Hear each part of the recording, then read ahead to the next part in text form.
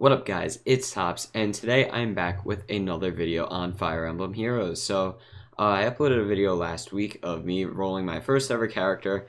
It was a 5-star Roy. I have no idea how that was possible, but it was, and I got it captured on camera, which was great. But today I'd like to talk to you about how you could do better in this game, because not everybody is lucky enough like me to just pull up a 5-star roll right from the bat. I still do not even know how I did that, but if you look at like the other roles I have, like not everything's like that.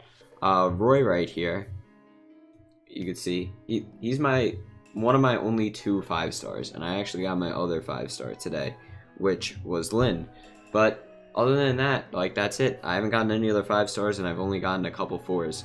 So how is it that without rolling these characters, how do you get better at this game without spending so much money? Because in order to just keep rolling characters so fast, you really need to put in money in this game to buy orbs, because they can be hard to come by later on. And yeah, I mean, it seems like you just kind of need to just keep rolling out money and to keep getting these characters, and that's really the only way to get better, is to just get a whole team of 5-star characters, 5-star everything. Just keep spending money on orbs and orbs and orbs, and well, it's a free-to-play game, so yeah, spending money will help you, but there are plenty of ways in which you can improve your team without the need of buying orbs. So for starters, I'd say what you really need to focus on is your experience points. Now, yeah, your star rank does matter, it helps your characters with their potential and everything, but level matters more than that at first. So what you want to go and do first off is, before you buy any characters, you want to go to the castle and go to the upgrade castle icon and upgrade it to at least, I'd say, 60% experience, because that way your characters will get experience points a lot faster, they'll level up faster, they'll get better faster, and even with lower star characters, even if you have like all 2s and 3 stars, you'll still have a pretty decent team if they're leveled up high enough. Now, next thing I want to say is you need to get your orbs where you can. Now, there's plenty of places where you could get them. You get them during the story. You won't get them during multiplayer, so going in the arena and doing that won't get you any orbs, but going into the story mode and doing that, just doing mission on top of mission on top of mission, yeah, that will get you a lot of orbs actually. So I'd say do that, and also the special missions that come up, where like the one that's for like the launch game, you can get 3 orbs for the normal difficulty and 3 orbs for the hard difficulty, so I'd really recommend doing that too. Now, a lot of people are curious as to how you just keep doing these battles, go about doing them when the stamina runs out, because as you notice, there's 50 stamina you have, and each stamina takes about 3 minutes to regenerate, and yeah, once you run out of the 50, that's it. You have to wait 150 minutes then just to play the game more, and each mission costs like upwards of like 3 at the very least, I think, something like that, and they could go up to like 20 like near the end, 20 stamina just to play a level. But there actually is a way to get around this, something pretty easy. You just play it throughout your day. Now, I know this might sound like a bummer to a lot of you guys, but this isn't the type of game where you want to do all of your grinding just at one solid time. You can play the game for, I'd say, about like 20 minutes or so at a time, and then take a few hours of break or whatever. That's fine, but really no more than that unless you want to start spending money on buying stamina. What you can do is just, if you're a student like I am, before your class starts or whatever, like in the hallways even, you just want to take out your phone and just play a quick round and get an orb, and then turn it off and wait until your stamina fills up, and then just do it again. Like any opportunity throughout your day where you just have a free minute or two. This game is really quick. You just get a game done in like a minute or less even sometimes.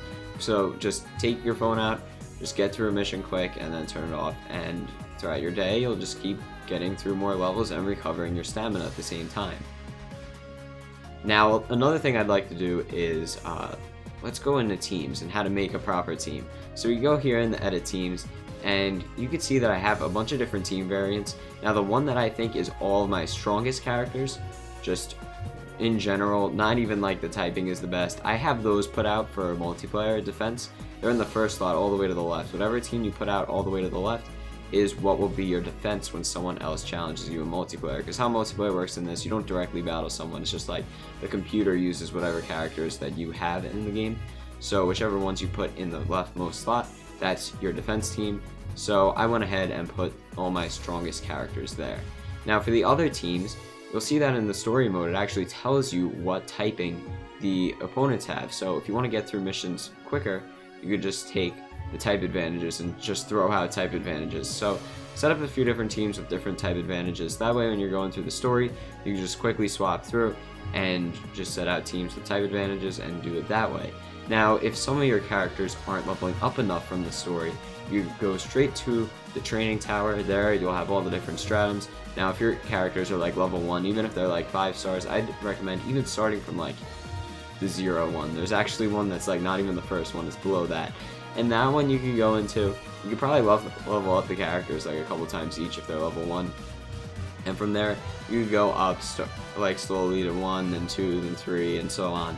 And that's just a really good way to do it. Just keep playing the same strat, like just keep doing it over and over and over again. There's just the same one, even if you can't do the third one and you're stuck on the second one, just keep playing the second one over and over again because you'll be able to level up. And it's the same thing where like it only uses a couple stamina, so you do it throughout the day, like a battle here, a battle there, then the stamina can recover in between, and you are good to go. Another good thing to note is actually playing the game every single day, which you should at least go on once a day because you get your 2 orbs every single day. That's what it is now. I don't know if that's going to be permanent or not, so if you're watching this a year from now, that might not be the case anymore. But as for now, like when the game first launches, 2 a day, so I'd really recommend logging on each day and collecting your 2 orbs. One other thing I'd like to say about balancing the teams is that if you get duplicates of the same characters when you roll, you could easily fix this. You just go to the, well, not really prevent it, but there's a way to actually make use of it rather. You go into the like advanced progression or something like that it's called. I'll show it on the screen. And you just go through here and you actually merge the 2 characters together. Now I've already done this with a few of my characters, so I have nothing here to demonstrate for you. So I'm just going to just click on one of my characters and try to show you how this works without actually having a second one. So you put one character into the enhanced spot, and this is the one you want to keep, even though they're both the same character. Whichever one has the better stats is probably the one you want to keep, and then you want to use the one with the slightly worse stats to better the one you want to enhance. And it just merges the 2 together, and they just have better stats then, and you get like the SP from like both the characters combined. So it's pretty cool that you get to do that. Helps out when you get unlucky rolls and just keep rolling the same character over and over and over again. You could also upgrade the amount of stars a character has once they reach level 20, although this isn't really something that you should worry about at the beginning of the game because it takes a lot of hero feathers to do this for multiplayer. So if you want to grind it out on multiplayer because there's a specific character that you want to just get to 4 or maybe even 5 stars, although I don't recommend doing that at the beginning because it takes a lot to get to evolve someone from 4 to 5 stars, then you could go ahead and do that, although that's not really what I would recommend the most.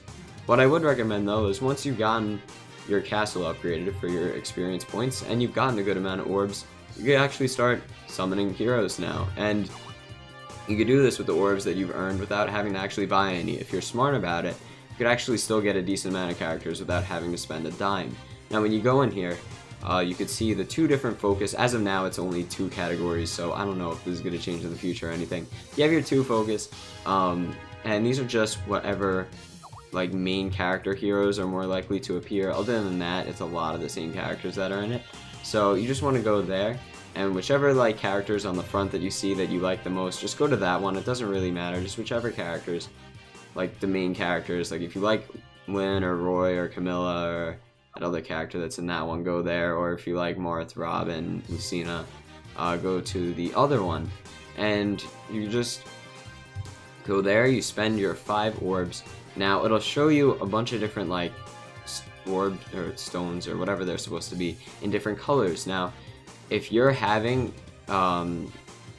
too many, like let's say you only have like red characters, like that was an issue that I had. I only had sword fighters and like all of them would be red, then you want to only get one character and then just leave. But if you see like a little bit of blue or green or gray even mixed in there, and it's something that you could use all of your orbs in the same place all at once. So you should never go into buying a character without having at least 20 orbs at a time, because this way if you see some slots that you could use, if you use up all the orbs, it actually the price decreases as you go through. Like if you go through a ring and you just keep spending while you're still in the same room and then unlock all 5 of the available characters, you'll end up saving 5 orbs in the end, so it'll be 20 orbs for 5 characters instead of 25, and that actually adds up to a lot in the long run. So you could really save up a lot there, which is what I recommend doing. Never go to buy a character if you have less than 20 orbs. But anyway guys, I hope these tips helped you. If they did, please leave a like.